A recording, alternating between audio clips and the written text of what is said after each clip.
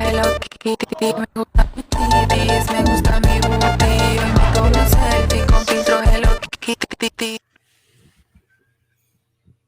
Hello, everyone, and welcome to our very special Halloween I don't know if I can take you serious.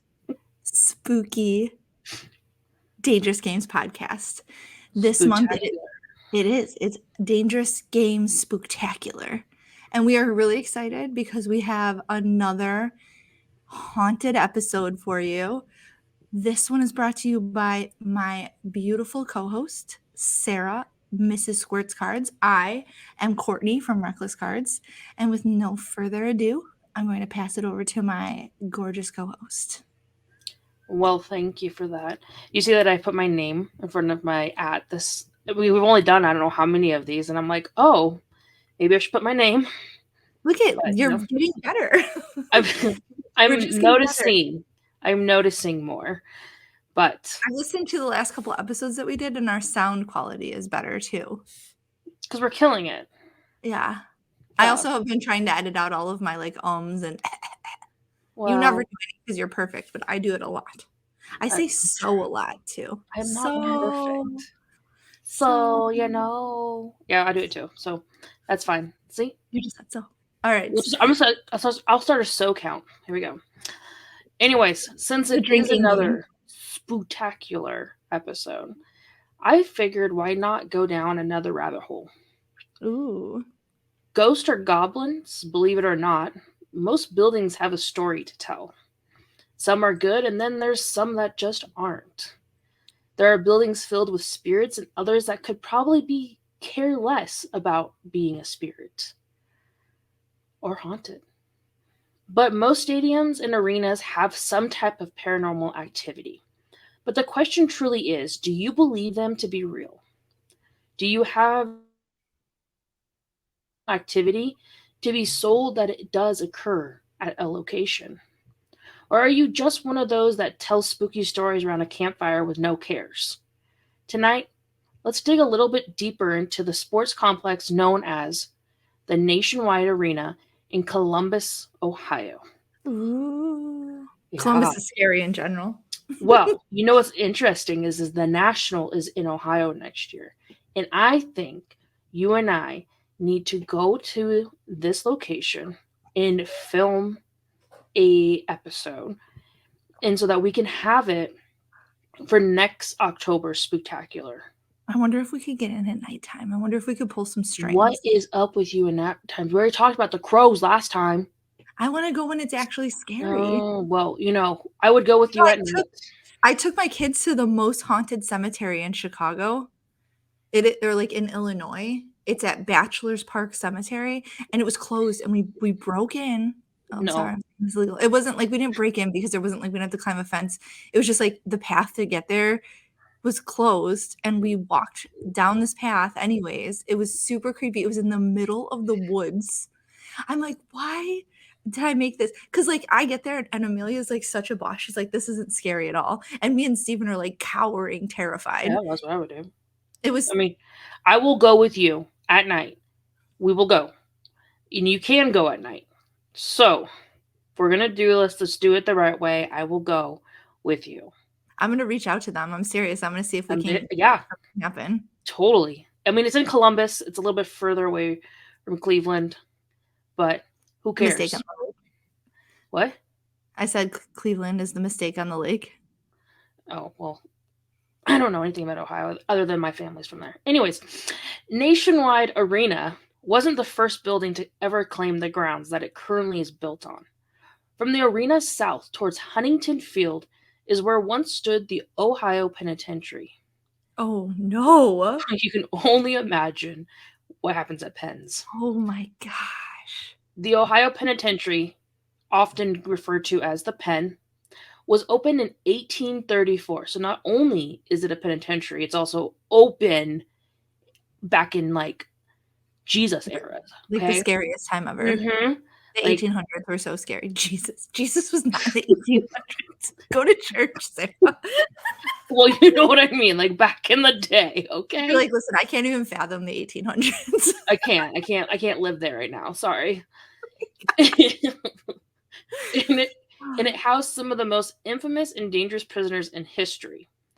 The prison was open until 1984. That's a long time. That was the I year I was mean, born. I wasn't I was still yet what, there 1984. when the doors on this historical landmark closed. But not everyone was excited about it. But in 1997, it was demolished. The souls were just a brewing. The city of Columbus had plans on putting Columbus back on the map, and that started with demolishing the old pen. The capital of Ohio had nothing going for it. The only mall that was just down the street from where the pen was closed in 2005. And all restaurants and little stores there were closed early daily. But that would all change when the plans to build an arena would hopefully turn that area around, and honestly, it did. Downtown Columbus has a lot more going on all over, but especially the arena district where this arena is located. Today, the arena district is filled with sports venues, restaurants, and businesses. A lot of the people who not only work, play, relax, and even live in that area are aware of the dark history, crime, scandal, and violence. They bury prisoners like in unmarked graves at prisons. Like they have whole cemeteries there. They have a whole lot of no there. Like it's just no. Oh my goodness. So just like most prisons, the pen wasn't a luxury hotel or a spa resort. But rumors have it that the conditions were by far some of the worst. People even stated that inmates were housed like animals in cages. Up until 1897, the pen believed in hanging prisoners that were sent to death. And in 1987 is when the first electric chair was put in, and the guards wasted no time executing 315 inmates back to back. So 1897, 300 inmates? 315 inmates back to back, electrocuting them. Oh my God. Can you just like, you can already feel the soil of this place just It's literally fuming. Oh my God, can you imagine how bad that would smell? Oh, okay, thank you. No, actually, I have not. I mean, burning really, flesh. Yeah.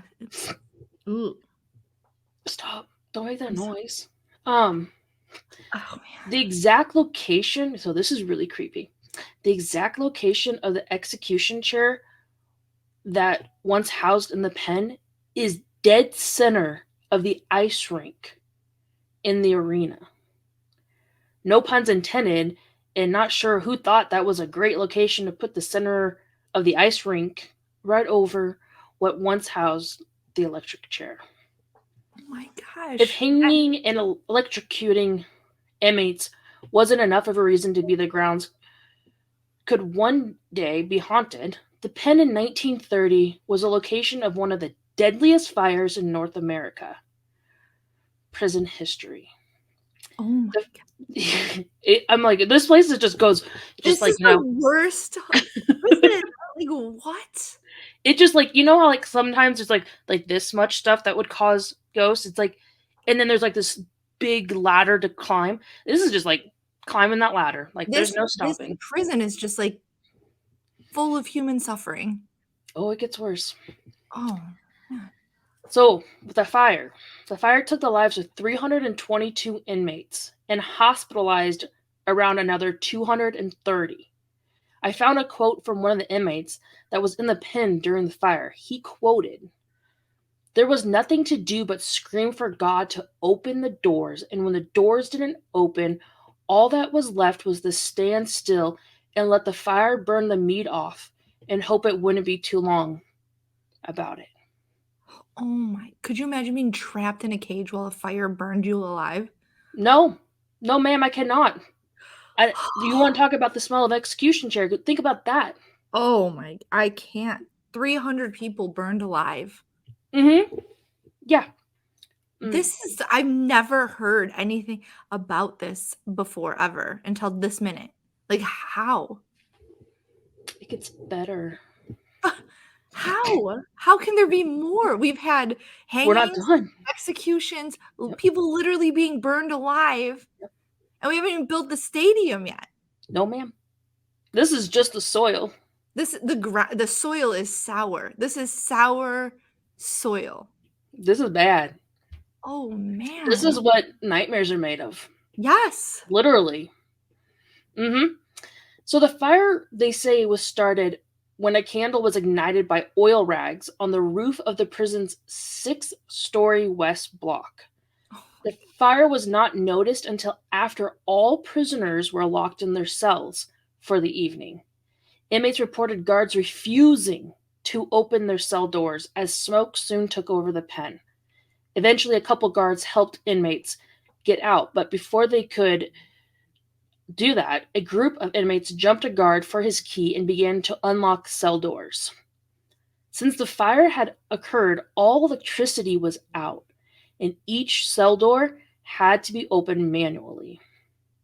This environment would soon lead to a full-on riot, and inmates even turned to throwing rocks at firefighters who were there to put out the blaze. Oh my God. They're just kind of swinging at that point. They're probably freaking out. They're probably all in shock. Yep, I would be. Like, the ones that got out probably were like, how am I even still alive at this point? Well, that's the sad part. Well, not like any of this has been, peaches and creams, but It's all been very horrible. The fire was ruled suspicious, and it was later determined that it was at the fault of 3 prisoners who were trying to escape. Oh. Months after the fire, 2 of the 3 who were suspected of trying to escape committed suicide in their cells. I would not be surprised if the guilt caught up to them, or the prisoners became aware of who was at fault for the blaze. Either way, even more tragedy had occurred on these soils. My God. I'm going to be honest, if I was burned alive in this prison, I would probably come back and haunt the crap out of this place. Just saying. I wouldn't. I'd come back and haunt it. Oh, yeah. Would you? I would be like, no, ma'am, I don't want to be anywhere near this place. Like, ugh. Oh, yeah. I'm going to let everybody know. You're like, chains are like, bitch, I'm here. Yeah. Come on, fight me now. You I can't guess see me. You're haunting it back when it was a prison and then it turned into a stadium. That would be cool. But like, oh, this is much better now. Right. You can't see me. What are you going to do? Swing the air? The pen was never the same after the fire. Not saying it was peaches and creams like I said before, but things seemed to only get worse. Yes, worse. How could it get worse? More riots ensued on the grounds, and more inmates died at the hands of either other crazy people or the guards. But that wasn't as bad as the experiments they tested on inmates in the 1950s. What? A doctor came through and had the audacity to experiment on these inmates by injecting them with HeLa cells to see where the human body could develop an immune response to cancer. Yes, they used the inmates as mice and tested them. Oh my God. The worst part is fucked. This is like not. This is like the 1950s. This isn't like 1700 where like people did like horrible things, and you're like, well, they were like, they only lived to be 30, and life was really hard back. This is the 50s, man. My mom was born like 20 years after this. I know. So, what was it? The worst part is that they were doing it without the consent of the inmate. Of course not. Just line up and jab. Give me cancer, please. Yep. Not like the grounds that house the arena needs no more notches on its belt, but this is just one more of why there may be still some angry souls lurking around. Nationwide Arena opened its doors in 2000 for Columbus Blue Jackets NHL team, its practice facility, into the public, housing multiple events each year. The arena, having been built on top of graves, burnt lives, and angry souls, is still open today with more sites of paranormal activity. The ground is littered with death, and the governor at the time decided he's going to build it without having any permits to do so. Can there be anything else done to this ground that wouldn't piss off a dead soul? To this day, strange sightings and aberrations have been reported in the arena, especially by employees of Nationwide Arena. Employees who are in the arena late at night have reported hearing strange sounds and feeling uneasy. That is the heart and the center of where the pen was located. Nationwide Arena, as well as the surrounding district, are said to be haunted and cursed. Many freak accidents have occurred on the site over the years, even more recent years, like a window washer falling to his death, even though he was completely secure. To this day, they still don't know how it happened. Between the deaths in the prison, the deaths of the inmates who served time in the prison, the staff who worked there over the years, and all the bodies that were buried between the Arena District and the North Market, many of which may still be buried there, there's no way that this area is not haunted. When you're ever in that area, make sure you just take a look and maybe walk in and see what you can see. Oh my God, no. Maybe I don't want to go here. This was way scarier than I thought it was going to be. Way more bad stuff happened. I'm going to tell you, both of the ones that I did, like my spooky, scary ones, are nowhere near as terrifying as that. That is horrific. I had chills doing this because it's like literally when you watch Paranormal Activity or like a paranormal show, this is the epitome of everything you don't want to do. You don't want something to happen to. These are like the worst things ever. Like there's no way that these are like happy, friendly ghosts. These are definitely angry, pissed off, vengeful ghosts. So they've just said that they've seen apparitions. They haven't, I mean, they've been the ones that have attacked people. Yeah, like the poor window washer. Yeah, well, I mean, he's not here to say what he saw or didn't see, but it's kind of like one of those things where they let you know they're there, but you don't also know they're there. They're the ones that will mess with you and cause you to be scared. And they kind of like feed off of that, if that makes any sense. It sounds terrible. So it's funny. So I would actually go to this place, and I don't know if at night. I don't know, because like they say at any time these people will make sure that you know that they're there. There's no hiding. It doesn't have to be dark out. I like to be scared, so I would like to go at nighttime. I'm saying like I find it to be horrific, but I still want to go. Like, oh, I agree. I will hold your hand the whole time, and I'm gonna cry. cuddle. Are you kidding? We're gonna be like, I love you. Please stay by me. We're gonna have GoPros going, and we'll be like, gonna be like, did you hear that? Like, I do not claim this energy. I know, right? When you bring holy water.